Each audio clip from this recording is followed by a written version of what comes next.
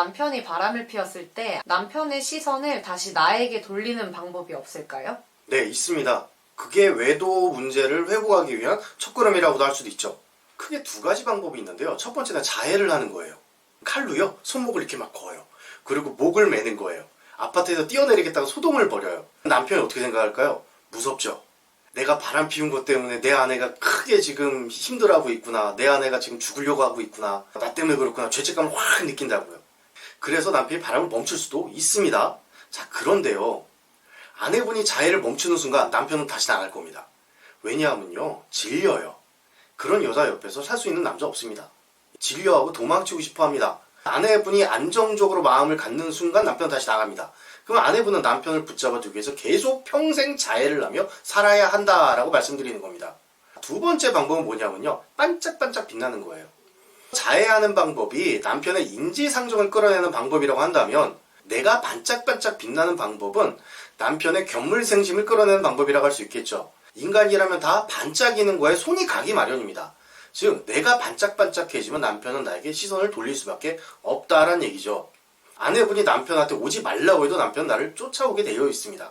두 가지 방법 말씀드렸어요. 첫 번째, 자해를 한다. 그것도 심하게 한다. 남편이 죄책감을 많이 느낄 만큼. 그리고 자해를 하면서 평생 산다. 인지상정을 끌어내는 방법.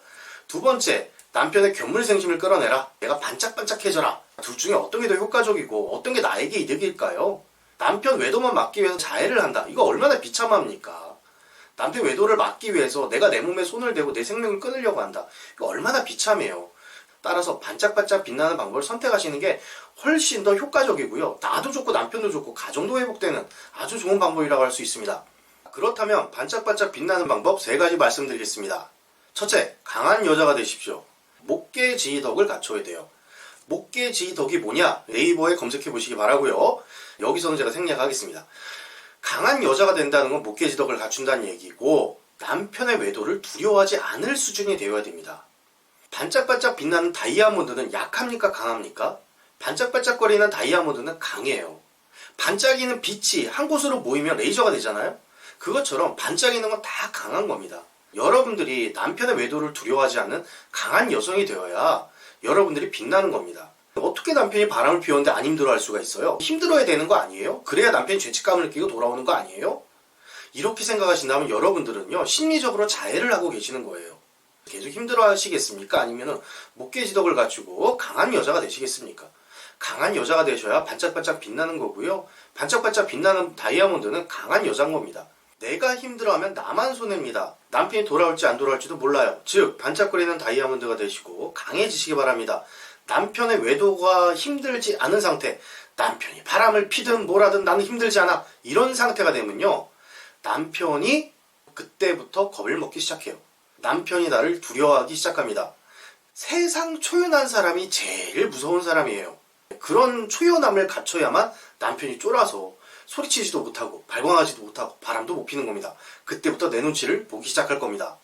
두 번째 방법, 세상을 사랑하는 여자가 되십시오. 인간을 대할 때 긍휼함과 안타까운 마음, 사랑하고 아껴주는 마음, 인간애를 갖추는 여자가 되셔야 됩니다. 사랑이 넘치는 여자는 어떻게 되어야 되느냐? 첫째, 인간을 사랑하십시오. 그런 여자는요 빛나요. 예쁘고 아름답고 겉모습이 빛나는 게 중요한 게 아니라 내 내면이 누군가를 위해 희생하고 누군가의 결핍을 해결해주고 타인의 도움이 되고 세상에 가치 있고 희생하고 헌신하는 것을 즐겨하는 사람들, 내가 누군가의 도움이 되고요 타인에게 이득을 주고 타인을 아끼고 타인의 결핍을 해결해 줄 수 있는 그런 여자가 되시기 바랍니다. 두 번째는 남자를 좋아하는 사람이 되어야 되죠. 남자를 좋아하라는 얘기는요 남자를 대하는 부정적 상이 없어야 된다는 얘기예요. 남자들을 대할 때 남자들이 강아지 같고 고양이 같고 이쁜 애기처럼 귀엽게 바라보세요. 그러면요 남자를 품어주고 싶은 마음도 생기고 남자를 아껴주고 싶은 마음도 생기고 남자를 위해서 내가 도움을 주고 싶은 마음도 생깁니다. 그거 싫어하는 남자 세상 아무도 없습니다. 남자들은요 본성적으로 오이디푸스 컴플렉스라는 게 있어요.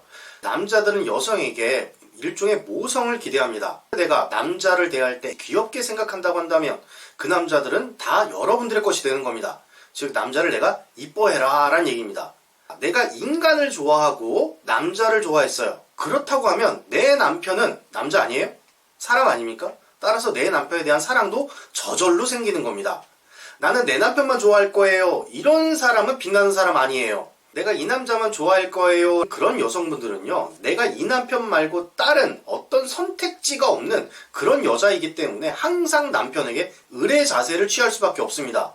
그러면 을은 항상 갑의 눈치를 봐야 되고 갑은 을에게 함부로 해야 되겠죠.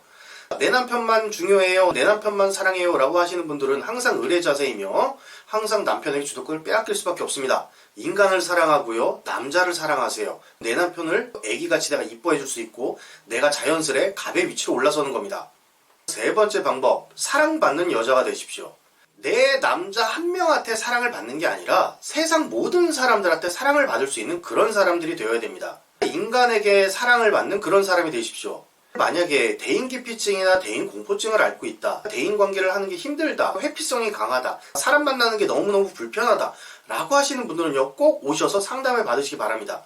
왜냐하면요, 사람들로부터 관심과 사랑받는 것이 많이 불편한 사람들은 남자로부터 사랑받지 못하고 내 남편으로부터 사랑받지 못해요.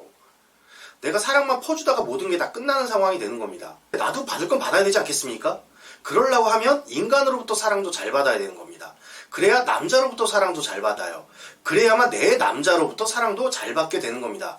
인간한테 사랑을 잘 받는 그런 사람이 되셨다고 한다면 남자로부터도 사랑도 잘 받아야 돼요. 그런데요, 성장 과정에서 이런 경험이 있는 분들이 있을 거예요.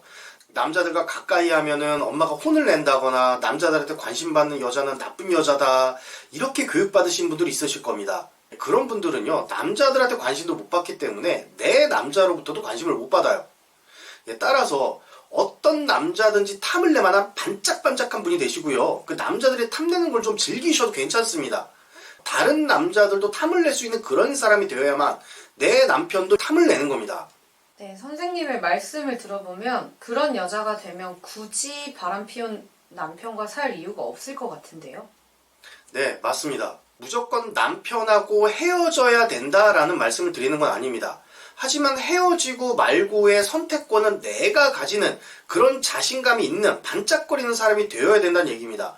남편을 버릴 수도 있고 그 남편한테 내가 관심을 다시 받아서 아이고 네가 나를 이렇게 사랑해 주니까 내가 데리고 살아볼게 라고 하는 선택권을 가진 여자가 되셔야 된다는 거예요. 이혼을 해도 내 손으로 하고 데리고 살아도 내가 결정한다. 내가 저 남자 말고는 다른 선택지가 없어서 억지로 사는 그런 상황은 돼서는 안 된다는 얘기입니다. 네, 오늘도 유익한 말씀 감사합니다. 네, 감사합니다.